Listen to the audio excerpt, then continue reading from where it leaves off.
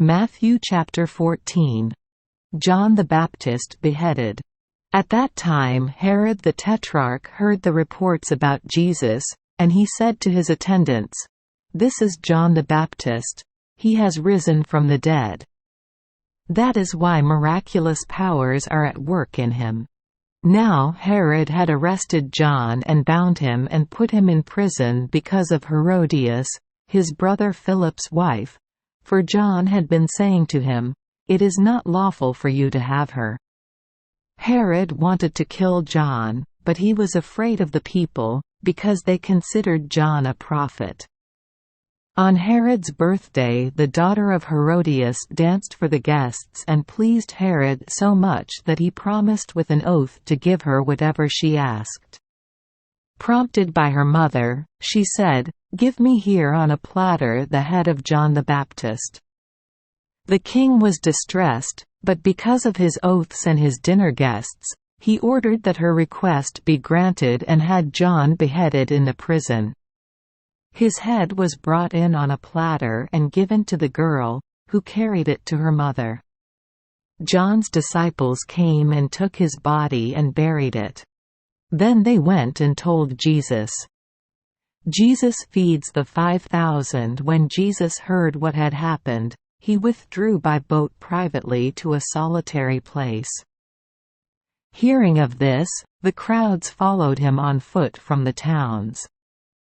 When Jesus landed and saw a large crowd, he had compassion on them and healed their sick. As evening approached, the disciples came to him and said, "This is a remote place, and it's already getting late. Send the crowds away, so they can go to the villages and buy themselves some food." Jesus replied, "They do not need to go away. You give them something to eat." "We have here only 5 loaves of bread and 2 fish," they answered. "Bring them here to me," he said. And he directed the people to sit down on the grass. Taking the 5 loaves and the 2 fish and looking up to heaven, he gave thanks and broke the loaves. Then he gave them to the disciples, and the disciples gave them to the people. They all ate and were satisfied, and the disciples picked up 12 basketfuls of broken pieces that were left over. The number of those who ate was about 5,000 men, besides women and children. Jesus walks on the water. Immediately Jesus made the disciples get into the boat and go on ahead of him to the other side, while he dismissed the crowd. After he had dismissed them, he went up on a mountainside by himself to pray. Later that night, he was there alone, and the boat was already a considerable distance from land, buffeted by the waves because the wind was against it. Shortly before dawn, Jesus went out to them, walking on the lake. When the disciples saw him walking on the lake, they were terrified. "It's a ghost," they said, and cried out in fear. But Jesus immediately said to them, "Take courage. It is I. Don't be afraid."